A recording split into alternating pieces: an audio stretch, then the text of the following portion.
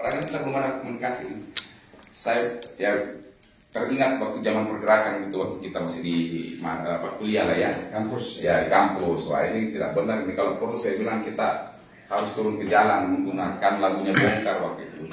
Nah suatu ketika singkat waktu beliau naik di koma beberapa kali, saya sempat naik sedikit. Nah ada satu fase terakhir beliau naik di koma dan di situ benar-benar membicarakan suatu niat untuk aksi damai. Nah disitulah saya naik, kemudian berbicara, memberikan narasi dan bahkan menyatakan dukungan, kesiapan. Ayo kalau memang faktual, host mau untuk melakukan aksi damai, saya siap untuk bergabung dan sama-sama dalam barisan terdepan untuk menjaga dan membicarakan semua ini.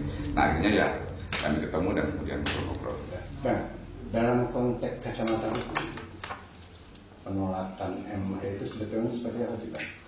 Kalau menurut saya, kalau dari penolakan itu tidak berdasar ya, karena berdasarkan katakanlah dari saksi-saksi yang mereka katakan memang mereka pelakunya, menurut saya tidak berdasar, karena kita lihat dari SOP cara mereka melakukan penangkapan itu pun sudah menyalahi aturan, apalagi tentang penyelidikan dan penyidikan itu sudah jelas-jelas menyalahi aturan.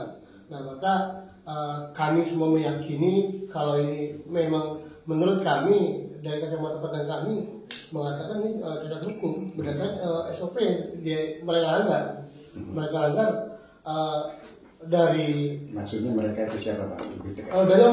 Dari oknum pihak kepolisian itu sudah saya nyatakan itu salah. Dari SOP mereka tidak gunakan SOP itu.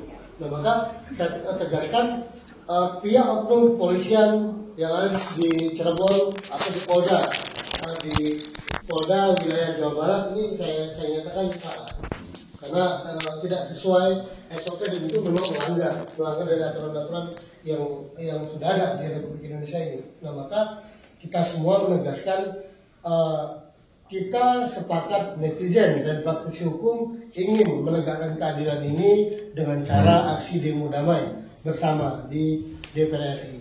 Dan kita, sekali lagi saya tegaskan, kita tidak ditunggangi dengan lembaga-lembaga yang lain. Kita murni, pure dari hati nurani kita masing-masing, seperti itu. Dan tidak ada bantuan biaya dari siapapun atau dari lembaga manapun, dan kita tidak ada kepentingan pribadi, kepentingan murni, kepentingan nilai kemanusiaan, seperti itu. Dan kan beberapa komentar netizen yang DM ke saya maupun di komentar beberapa media sosial, dan ketika MA menolak TK dari 8 terpidana termasuk juga kata tadi berarti semua rangkaian itu tidak terbukti. Bahasanya kira-kira begitu menurut analisa saya. Lalu kemudian beberapa netizen juga ada yang agak ekstrim menyebutkan kalaulah memang itu tidak terbukti, maka kemudian bagaimana nasib 3 DPO? Kira-kira itu gimana komentar Anda? Kalau menurut saya pribadi dan mungkin mewakili seluruh rakyat Indonesia, yang mereka harus mencari DPO ini yang dinyatakan 3 DPO, jangan mudah dihapuskan. DPO keputusan yang sudah inkrah itu tidak bisa dihapuskan. Nah maka PR pihak kepolisian harus mencari DPO itu. Jangan diabaikan dan jangan dilupakan hal seperti ini, karena ini sudah berkaitan dengan masa depan 7 anak bangsa yang terpenjara. Kalau saya mengatakan bukan 7 terpidana, tapi 7 anak bangsa yang terpenjara oleh akibat oknum pihak kepolisian yang tidak benar, seperti itu. Sedikit Bang, saya minta komentar Abang tentang proses penegakan hukum di Indonesia secara menengah saat ini yang Anda rasakan. Saat ini kalau kita menyangkut luas seluruh Indonesia, penegakan hukum masih kurang, minim menurut saya. Nah maka kita semua seluruh rakyat Indonesia dengan adanya presiden baru Pak Prabowo, kita ingin penegakan Indonesia ini betul-betul tidak tebang pilih. Jangan masyarakat lemah, orang miskin, yang contohnya anak-anak 7 anak bangsa yang ada di Cirebon ini, itu jangan mentang-mentang mereka orang susah terus dijadikan korban dari konspirasi mereka. Nah, saya tegaskan Indonesia tuh saat ini masih minim penegakan hukum, masih tebang pilih seperti itu. Karena tadi abang bawa Presiden Prabowo, saya minta komentar sedikit juga dari abang terkait dengan kasus Serpong. Bagaimana misalnya katakanlah kalau Prabowo secara paripurna masuk pada wilayah penanganan kasus Serpong.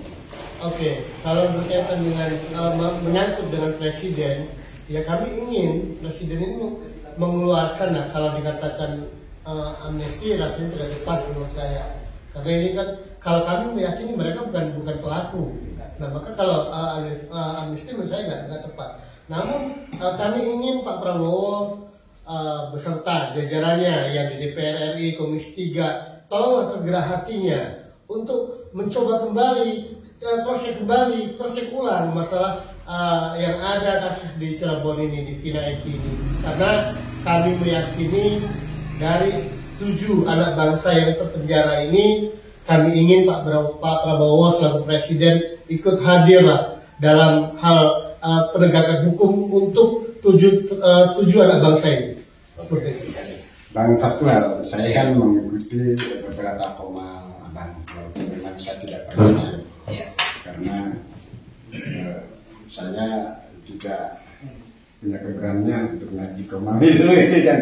Nah, beberapa statement dari katakanlah koma yang abang, saya lupa lah waktunya kapan gitu kan, ada beberapa komunitas atau kelompok tertentu yang nyinyir terhadap gagasan aksi damai itu.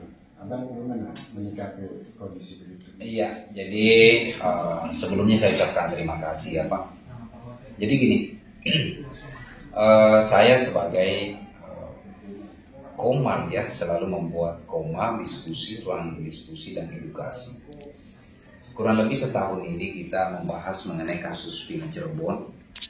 Banyak dihadirkan oleh para praktisi hukum, hadir di dalamnya juga adalah teman-teman netizen, dan juga ada beberapa kelembagaan yang sudah masuk ke dalamnya. Jadi dari malam sampai pagi, dari pagi sampai malam kita diskusi kurang lebih 1 tahun.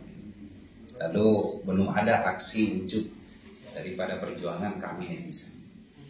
Maka saya dan bersama teman-teman mencoba menggagas, tadi sudah disampaikan oleh Bapak Insinyur Sulaiman MH, seperti itulah keberadaannya, bahwa ini adalah murni gerakan teman-teman netizen.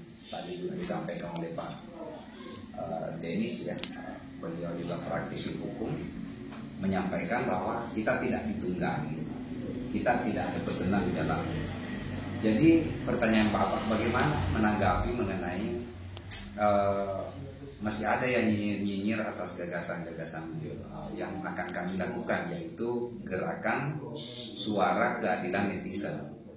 Kami sangat memaklumi hal tersebut Pak, bahwa kami menganggap ini salah satu bentuk perjuangan di mana yang kami perjuangkan adalah keadilan. Keadilan bagi almarhumah Vina, keadilan bagi ke-7 terpidana. Karena kami beranggapan bahwa Vina ini adalah korban, dan ke-7 terpidana ini adalah orang-orang yang dikorbankan. Tambah lagi saya katakan berarti 8 orang, walaupun beliau sudah keluar, tetapi tetap melekat bahwa dia adalah korban. Nah, itu saya perlu menyampaikan. Jadi ada apapun pandangan dan pendapat teman terhadap apa yang kami lakukan, gak apa-apa. Itu adalah spirit dan semangat bagi kami, dan insya Allah tambah menguatkan resolusi kami sebagai orang yang ingin ikut berpartisipasi, berjuang, ingin ikut merasakan kepedihan keluarga 7 terpidana, dan kami juga ingin merasakan bagaimana kepedihan adik-adik kita yang sekarang ada di dalam penjara. Maka lahirlah aksi, dan mudah-mudahan aksi ini tetap presisi terhadap tujuan. Dan kami pun sudah menggagas beberapa tuntutan, dan tuntutan itu pun berasal dari netizen. Cuman beberapa praktisi hukum yang sudah terlibat di dalamnya dan mengkonsep tuntutan kita, sehingga insya Allah itulah yang akan menjadi tujuan kita, suara kita akan aksi di depan gedung DPR RI, aksi damai. dan kita pun akan berusaha semaksimal mungkin untuk masuk ke Komisi 3 untuk menyampaikan aspirasi-aspirasi sesuai tuntutan. Bang, konkretnya nanti seperti apa yang akan dilakukan teman-teman yang katakanlah rasa saya menggagas aksi dan Iya. konkretnya? Ya konkretnya adalah ya kita turun aksi. Itu realnya ya. Konkretnya kita akan turun aksi bersama-sama dan kami berupaya minimal 500 maksimal 700 karena saya merasa bahwa ini memang aksi yang baru ya di kasus Pina Cirebon. Jadi tes ombak dulu lah. Tes ombak. Kalau nggak ada tanggapan ini gimana? Kalau tidak ada tanggapan ya tentu kami akan melaksanakan aksi damai dan kemungkinan besar akan melibatkan banyak massa. Konkretnya kapan itu, Pak? Kita menunggu dulu, intinya insya Allah tanggal 4 bulan Februari tahun 2025. Ada titipan pertanyaan dari netizen. Kenapa baru sekarang dilakukan? Kenapa tidak pada saat kasus Pina itu pada wilayah persidangan PK? Tapi kenapa dilakukan ketika PK itu ditolak, kan daya dorongnya tidak begitu luar biasa? Iya, jadi begini Pak, saya dan mungkin teman-teman yang lain juga menunggu ada nggak aksi, karena waktu itu kita mendengarkan akan ada aksi teman-teman di Cirebon. Ini netizen Pak ya, netizen di Cirebon akan turun aksi. Kami menunggu, ternyata mungkin ada halangan lain hal sehingga aksi tersebut sehingga dimajukannya peninjauan kembali untuk ketujuh terpidana termasuk Sakatata. Ya kita menunggu hasilnya. Kalau lambat ya mungkin Allah Subhanahu wa taala baru mengizinkan kita untuk bersatu. Oke, baik. Bang, siapa yang jawab, saya persilakan. Saran buat teman-teman kuasa hukum 7 terpidana, terus 8 terpidana dengan Sakatata, dan teman-teman yang menggagas aksi damai. Ya baik, jadi kebetulan juga memang salah satu tim dari Peradi tadi saya sampaikan, teman-teman saya juga, saya sudah jadi komunikasi. Nah, memang tentu kita pertama, kalau saya pribadi mengharap bahwa mereka tetap konsisten untuk berjuang terhadap 7 terpidana ini ya, dengan suatu perjuangan yang tulus dan murni. Karena kita tahu bahwa fase berikutnya ini bukan fase yang lebih gampang. PK pertama yang dengan berbagai macam bukti baru atau maupun dukungan, support, perhatian daripada masyarakat Indonesia, ternyata pada PK putusan itu adalah dinyatakan tolak gitu ya. Jadi tentu mereka juga harus memiliki strategi yang terbaru, out of the box gitu ya, di luar daripada apa yang sudah berjalan sekarang ini. Karena kalau tidak, ya itu berarti ya kembali akan mentah. Nah sebenarnya di sisi sinilah yang kita mau mereka melakukan suatu strategi baru, cara-cara baru mungkin, tentu dengan pengetahuan hukum baru. Karena kita tahu bahwa aturan hukumnya itu jauh lebih sulit, itu pun juga masih perdebatan. Ada putusan MK, ada putusan surat edaran MA yang masih seperti kontradiktif, di mana mereka harus melakukan PK kedua.